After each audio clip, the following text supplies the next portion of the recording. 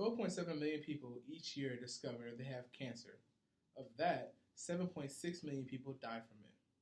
We're going to express our knowledge on how dieting can prevent cancer.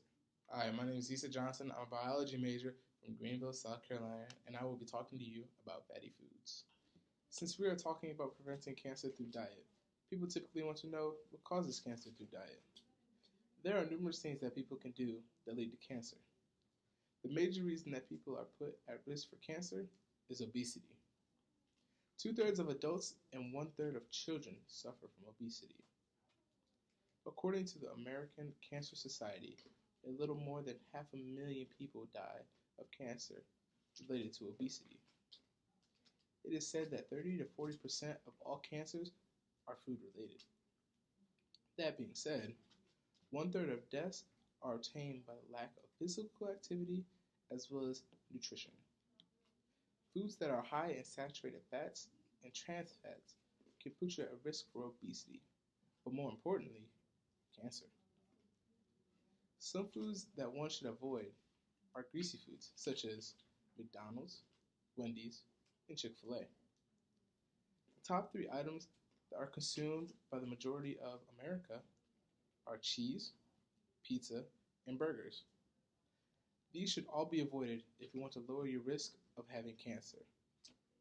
My name is Devon Taco, and I'm a first-year business management major from Long Island, New York, and I will be talking to you about how smoking and drinking can cause cancer. I know we're in college, and this is a time where a lot of people start drinking and smoking, but I'm here to inform you on why drinking and smoking is bad for you and may cause cancer. Inhaling smoke fumes often results in the intake of a lot of carcinogens. Carcinogens wedge between the DNA base pairs, causing a mismatch in the genetic code. This results in a genetic mutation.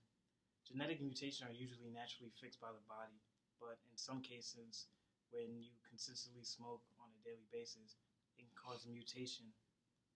If a mutation was made in the area of a critical regulation of cell growth, the cell can divide uncontrollably, and this is also known as cancer. Smoking usually causes cancer within the lungs. Drinking can also cause cancer, but it's usually not in the lungs. When drinking alcohol is converted into a toxic chemical called acetaldehyde. This is one of the main reasons we get a hangover. But this toxin does more than give you just a headache in the morning. It causes cancer by damaging the DNA and stopping our cells from repairing from damage. It also causes the liver to grow faster. No, it causes liver cells to grow faster than normal, and the regenerating cells are likely to pick up changes in their genes, and that could lead to cancer. Alcohol can increase the level of some hormones, such as estrogen, testosterone, and insulin, and usually high levels of estrogen can cause an increase in breast cancer. Hi, my name is Devin Thurman. I'm a business management major from Atlanta, Georgia, and I will be talking to you today how unhealthy meats can cause cancer. Restaurants like Burger King and McDonald's have processed or red meat, which increase cancer risk. These meats also have high fat and salt content and a substance named a carcinogen, which is a potential to cause cancer in living tissues. Carcinogens act on our DNA, causing dangerous changes at the cellular level. These include a change in the rate of cell division, which increases the probability of abnormal DNA synthesis. About 34,000 cancer deaths per year are caused by high-processed meats. And the types of cancer by eating these unhealthy type of meats are prostate, colorectal, and pancreatic.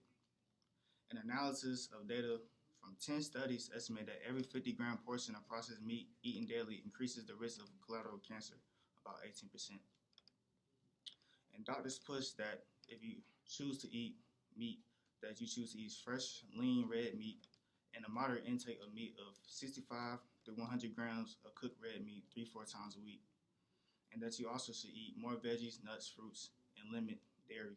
Hi, I'm Janae McKissick. I'm a freshman vocal performance major from Jacksonville, Florida, and I'm going to be talking to you about fruits and vegetables.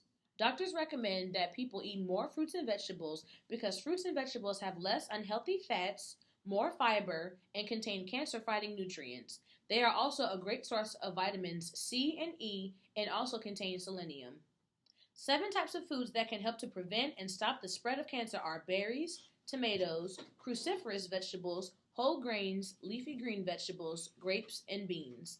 Berries contain powerful antioxidants that can halt a naturally occurring process that can create free radicals that can damage your cells. Tomatoes have been known to protect men from carrying prostate cancer because the red juice orbs guard one's DNA from damaging, and they also contain an antioxidant called lycopene, which can be absorbed better through processed tomato foods such as marinara sauce. Leafy green vegetables like spinach and lettuce are great sources of beta-carotene and lutein. Chemicals in these foods can limit the growth of some kinds of cancer cells, and these foods are traditionally eaten while cooked. Grapes, especially red grapes, contain resveratrol, so do grape juice and red wine. Resveratrol can keep cancer from beginning and spreading in one's body. Grapes can also lower the risk of prostate cancer for men. Cruciferous vegetables like broccoli and cauliflower help to slow down the growth of tumors, and they also encourage cancer cells to die. They contain glucosinolates, a sulfur-containing chemical that is being researched on now today for cancer prevention. Hello, my name is Gabrielle Wilson. I'm an education major from Antioch, California, and I will be talking about exercise in connection with dieting to prevent cancer. Along with fruits and vegetables, exercise is essential to human health and reducing cancer. And so, as many people may know, exercise is any bodily movement produced by skeletal muscle. So, as previously talked about, weight and diet is perfect for decreasing the risk of cancer, but physical activity also influences health, and there's convincing evidence that physical activity leads to the reduced risk of cancer. So that's why it's very important to get your exercise, and plus you always will have a nice body, and who does not want that? So moving on to a personal story about my father, he has high blood pressure, high cholesterol, and diabetes. And so with these bad habits, he is increasing his risk of getting cancer. The bad habits include smoking and actively drinking, failing to eat healthy, getting the nutrients from proper fruits and vegetables and certain proteins, and failing to exercise as well.